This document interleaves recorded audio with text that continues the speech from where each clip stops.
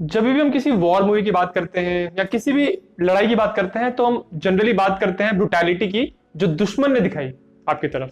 यानी आपके दुश्मन आपसे किस तरह लड़ाई कर रहे हैं, किस क्रूएलिटी से, किस निर्दयी तरीके से आपसे वो आप पे हमला कर रहे हैं, इसके बारे में बात करते हैं। बट अगर आपकी खुद की ही आर्मी, आपकी खुद की आर्मी की लीडरशिप आपके प्रति पूरी तरह निर्दयी हो जाए और अगर उनके मन से कंपैशन की भावना पूरी तरह खत्म हो जाए तो क्या होगा। इस वीडियो में हम एक ऐसी ही कहानी के बारे में बात करने जा रहे हैं। पहले मैं आपको इस पिक्चर की शॉर्ट में स्टोरी सुनाऊंगा, उसके बाद हम इस पिक्चर की हिस्टोरिकल एक्यूरेसी डिस्कस करेंगे कि जो भी पिक्चर दिखाया है वो कितना सही है, कितना गलत, और क्या ये कहानी किसी रियल घटना पर आधारित है। इस पिक्चर का नाम है पाथ्स ऑफ ग्लोरी। कहानी शुरू होती है साल 1916 में फ्रांस में। जैसा कि आप सब जानते ही हैं, उस समय फ्रांस में वर्ल्ड वॉर 1 चल रहा था और सारी जो दोनों तरफ की फोर्सेस थी, जर्मन फोर्सेस और फ्रांस की फोर्सेस, ट्रेंचेस में आके रुक गई थी और स्टेलमेट हो गया था।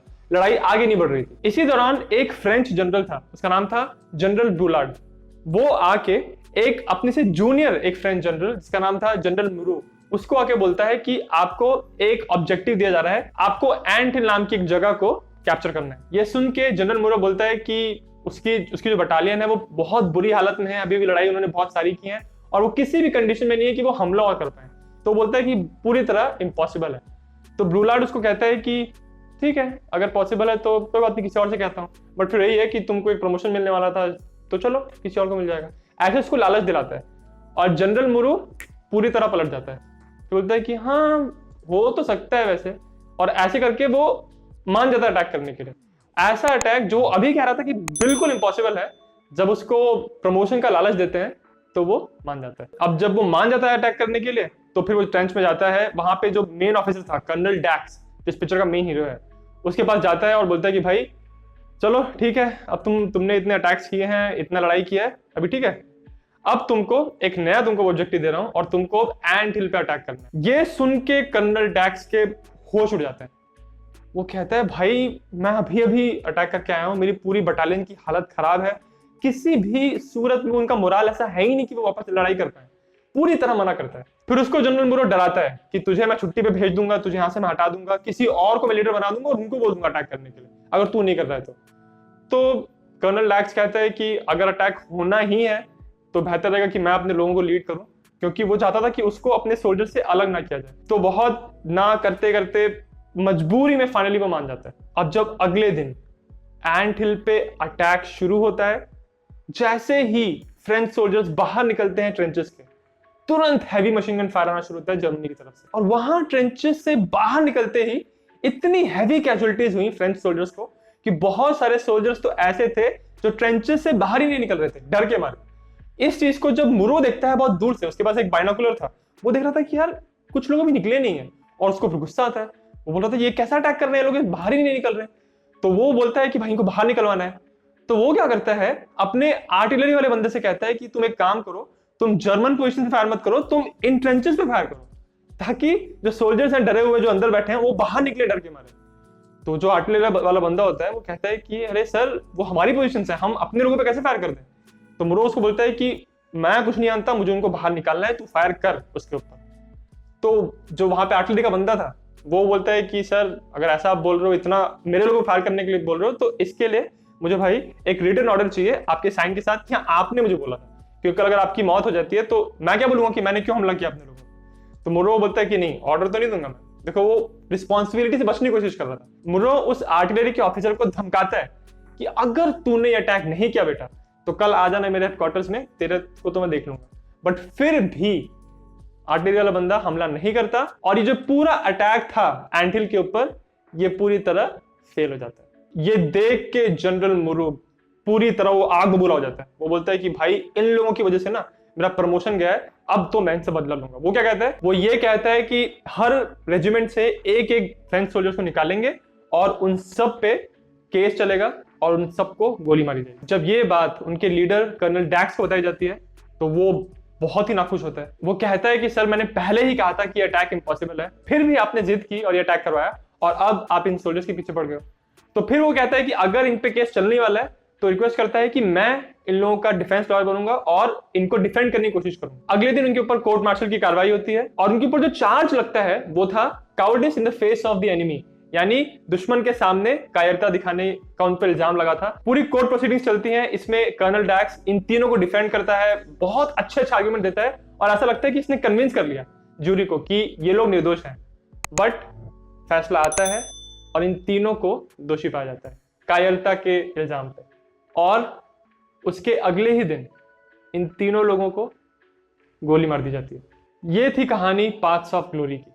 ये पिक्चर डायरेक्ट की है स्टैनली क्यूब्रिक ने। आपको शायद ऑलरेडी पता होगा कि एक बहुत ही उम्दा, इनको कहा जाता है कि one of the best film makers of all time है। इन्होंने बहुत फेमस आइकॉनिक मूवीज बनाई हैं। 2001 अ स्पेस ओडिसी इन्होंने बनाई है, फिर फुल मेटल जैकेट, स्पार्टकस और द शाइनिंग, इतनी बेहतरीन पिक्चर इन्होंने बनाई है। और जब पाथ्स ऑफ ग्लोरी इन्होंने बनाई थी तो समय वो बहुत ही यंग थे, 28 ईयर्स की उम्र में उन्होंने इतनी कमाल की पिक्चर बनाई। ये पिक्चर रिलीज होने के बाद काफी कंट्रोवर्सी में पड़ी थी और यहां तक कि फ्रांस, स्विट्जरलैंड, ऐसी कुछ कंट्रीज थी जिन्होंने इस पिक्चर के रिलीज को बैन कर दिया था। सालों तक वहां पे पिक्चर रिलीज नहीं हो पाई थी। दरअसल ये मूवी एक बुक पर आधारित है।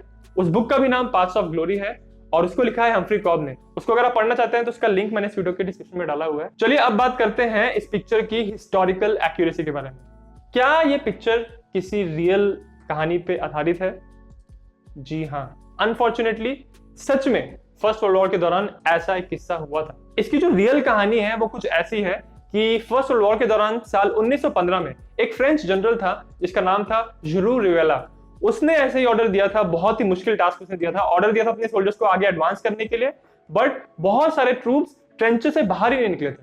तो उनको बाहर निकलवाने के लिए उसने अपनी आर्टिलरी को ऑर्डर दिया कि भाई फायर करो अपनी ट्रेंचेस पे, और उसके आर्टिलरी के कमांडर ने मना किया। तो फिर वो अटैक फेल हो गया था और उसके बाद गुस्से में आके रिवेला ने 4 सोल्जर्स को, पिक्चर में 3 दिखाया है बट रियलिटी में उसने 4 सोल्जर्स पे एक केस चलाया और उन चारों को गोली मारी गई थी। हालांकि रियलिटी और भी खराब थी क्योंकि असलियत में 24 लोगों पे केस चला था और उन 24 को सेंटेंस टू डेथ मिला था, उनको मारने की सजा हुई थी। बट फाइनली 20 लोगों के उस ऑर्डर पे स्टे लगा दिया गया और 4 लोगों को ही ये सजा हुई थी। और उसमें देखिए एक और दर्दनाक बात यह है कि जब इनकी सजा हो गई, मतलब उनको जब गोली मार दी गई, उसके 2 घंटे बाद इनको ऑर्डर मिला कि उनकी सजाए मौत माफ कर दी गई है, उनका सेंटेंस कम कर दिया गया। और तब तक उन चारों को मारा जा चुका था। इस पूरी घटना के बाद उन चारों में से एक बंदा जो था, उसकी वाइफ ने इस केस को अपने हाथ में लिया। उसने बहुत लड़ाई की सरकार के साथ, आर्मी के साथ, ये प्रूव करने के लिए कि उसका पति जो था वो कावर्ड नहीं था, वो कायर नहीं था।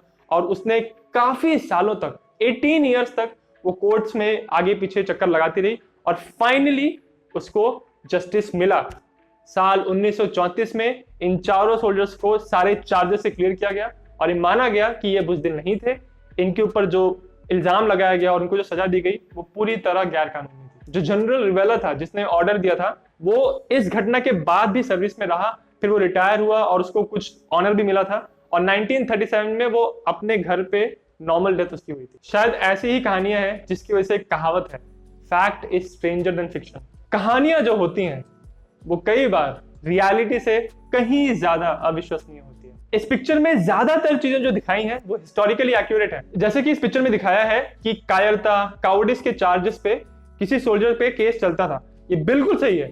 फर्स्ट वर्ल्ड वॉर में ऐसा होता था, सेकेंड वर्ल्ड वॉर में भी होता था ऐसा कि अगर किसी फौजी को पाया गया कि वो लड़ाई से भाग रहा है डिजर्शन के लिए, या फिर वो उसको ऑर्डर दिया गया वो फॉलो नहीं कर रहा है, तो उनके ऊपर केस चलता था और उनको डेथ सेंटेंस भी मिलता था। यूएस और ऑस्ट्रेलिया, इन दोनों कंट्रीज को छोड़ के बाकी सारी कंट्रीज जो वर्ल्ड वॉर में इन्वॉल्व थी बड़ी बड़ी, उन सब में ये कानून था। नंबर 2, इस पिक्चर में दिखाया है कि जनरल मुरो एंट हिल को कैप्चर करने का ऑर्डर देता है, जो बिल्कुल इंपॉसिबल टास्क था, बट फिर भी वो जोश में आके और उसको लालच थी, वो फिर भी अपने पर्सनल गेन के लिए ये ऑर्डर देता है। जब फर्स्ट वर्ल्ड वॉर शुरू हुआ था तो बहुत सारे जनरल्स और यहाँ तक कि बहुत सारे फौजी भी, उनको बहुत ग्लोरियस, बहुत रोजी पिक्चर था लड़ाई का, कि लड़ाई होती है उसमें बहुत एक्शन होता है और उसमें जीत होगी यार आसानी से।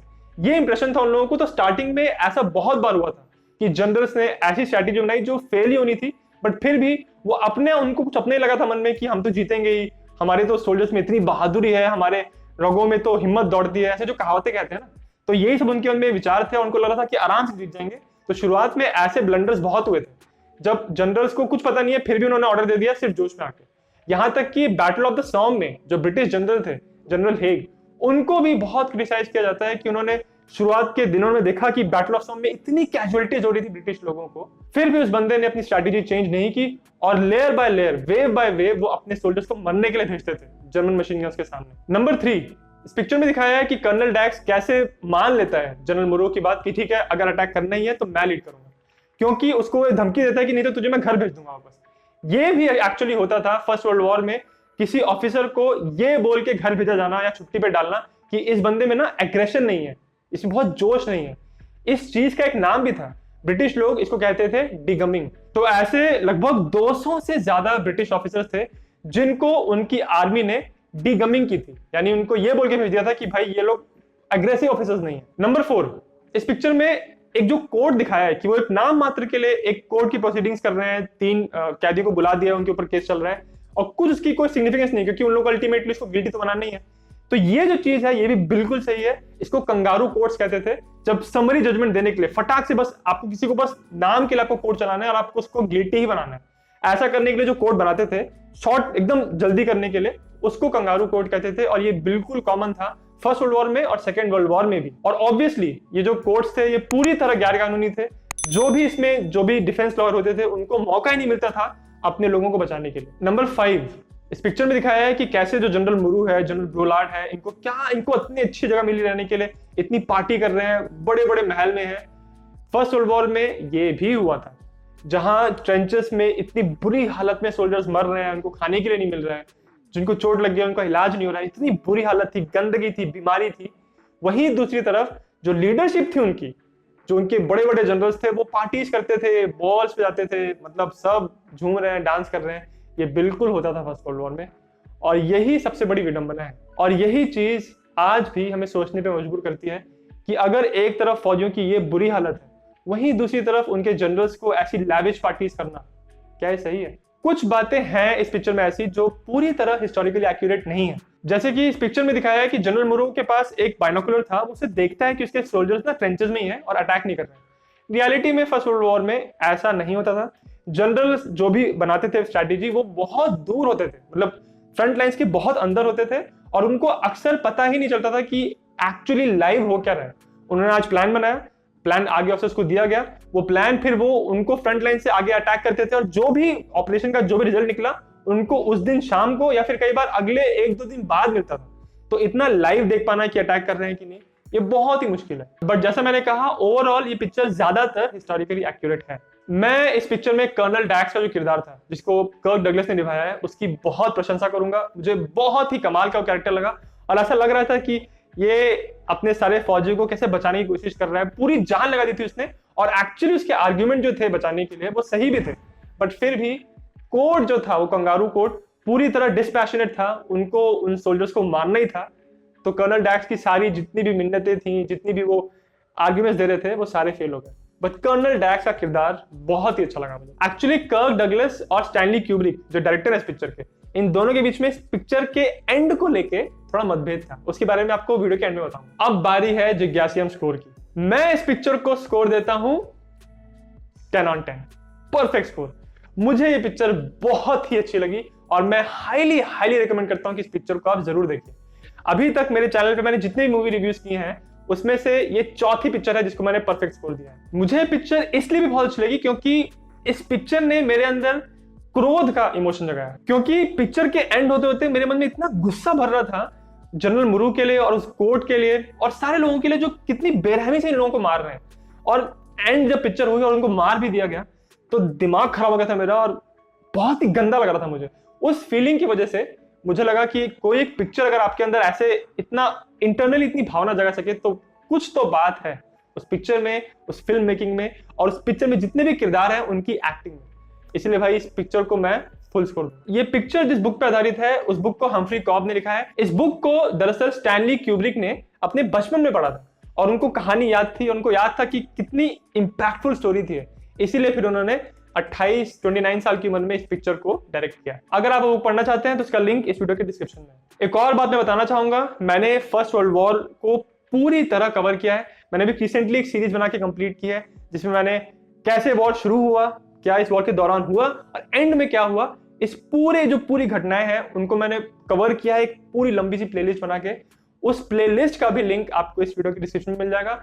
उस प्लेलिस्ट का नाम है world war 1 from beginning to end. अब मैं आपको बताता हूं वो पिक्चर से रिलेटेड बोनस फैक्ट।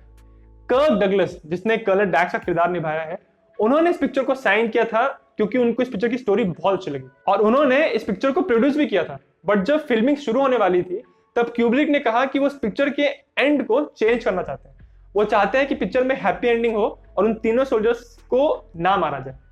वो ये चाहते थे कि अगर हम ऐसी कहानी बनाएंगे पॉजिटिव तो हैप्पी एंडिंग डालेंगे तो ये पिक्चर कमर्शियली ज्यादा सक्सेसफुल होगी और लोगों को ज्यादा अच्छा लगेगा, ज्यादा हिट होगी। बट कर्क डगलस ने ये कहा कि मैंने इस पिक्चर को साइन इसलिए किया है क्योंकि इस पिक्चर में पूरी ब्रूटल रियलिटी दिखाई है कि कैसे सोल्जर्स के प्रति पूरी तरह निर्दयी थी लीडरशिप, और अगर उसी एंडिंग को आप चेंज करके हैप्पी एंडिंग बना दोगे तो इस पूरी पिक्चर का इंपैक्ट खत्म हो जाएगा। तो इस बात की वजह से और इसके अलावा पूरी पिक्चर की फिल्मिंग के दौरान कर्क डगलस और स्टैनली क्यूब्रिक, इनके बीच में बहुत क्रिएटिव डिफरेंसेस आ रहे थे। इस वजह से भी इस पिक्चर के बाद इन दोनों में कुछ मन मुटाव हो गया, कुछ खराब फीलिंग्स आ गई। इस बारे में आप क्या सोचते हैं? क्या आपको लगता है कि अगर स्टैनली क्यूब्रिक की एंडिंग होती, हैप्पी एंडिंग होती और लास्ट में उन तीनों सोल्जर्स को नहीं मारा गया होता तो पिक्चर अच्छी ज्यादा बनती, या अभी जैसे है तो ज्यादा अच्छी लगती? इसके बारे में आप जो भी सोचते हैं मुझे कमेंट्स में जरूर बताइए।